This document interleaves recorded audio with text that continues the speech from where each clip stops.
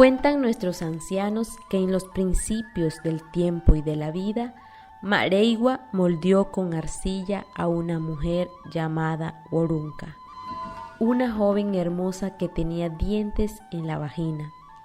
Los hombres enamorados no podían tener relaciones sexuales con ella por el temor de que sus penes fuesen cortados. Los mellizos Mayuy y Urapiuy, motivados por la curiosidad de su vagina dentada, invitaron a Worunca a bañarse en la laguna Wotkasainru. Su padre, Simiryu, hermano de Huyá, le dijo a la joven que no aceptara tal invitación. Él sabía que los mellizos eran traviesos. Ella lo tranquilizó y se marchó con ellos. Los muchachos ya tenían todo planeado para tumbarle los dientes a la vagina de Worunca. Estando en el arroyo, Mayuy dijo que tenía mucho frío y salió del agua, mientras Worunca jugaba feliz y entretenida con Urapiuy. Mayuy buscó las flechas y con un hueso de cacho de venado elaboró una pequeña pieza con forma de pene. Esperó el momento en que ella saliera del agua. Cuando la joven se recostó sobre la piedra al borde del arroyo, abrió las piernas, su primo disparó directo a la vagina, acertando su tiro. Simiryu escuchó el ensordecedor grito de dolor de Worunca.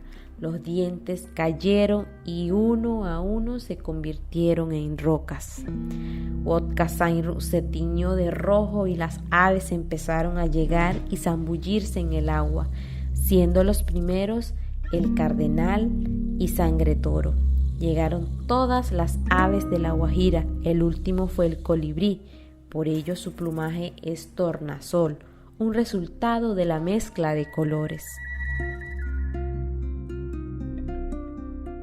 Su padre, muy enfadado por esto, hizo llover fuertemente sobre la tierra.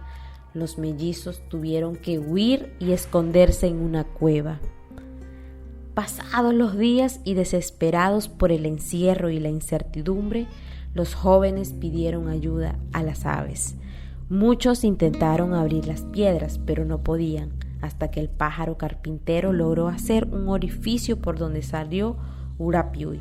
Mientras tanto, Mayuy no quiso salir.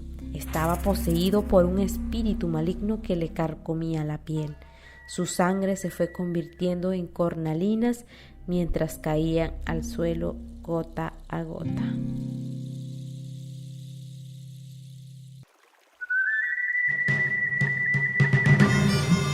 Cuentan que desde aquel suceso las mujeres y hombres pueden tener relaciones sexuales, que el hueso con que Mayuy disparó a Worunca se incrustó en la vagina y es lo que hoy llamamos clítoris.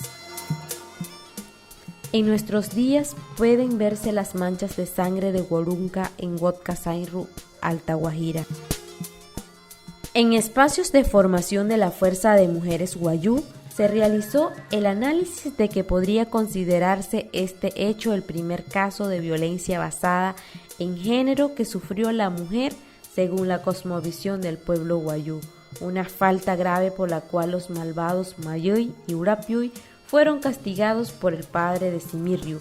La sangre de Mayuy convertida en cornalinas es hoy en día un medio de compensación para las faltas de sangre.